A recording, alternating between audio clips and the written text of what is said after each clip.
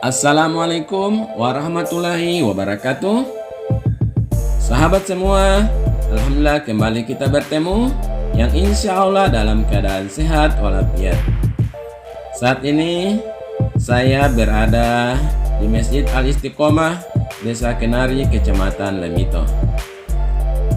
Malam ini di Masjid Al-Istiqomah ada jamaah gerak 4 bulan dari Holaka, Kota Barat, Provinsi Gorontalo. Saat ini mereka dan jamaah tempatan lagi dalam istilah ngopi, yakni ngomong perkara ilman. Seperti apa kebersamaan kami malam ini? Mari kita ikuti sama-sama.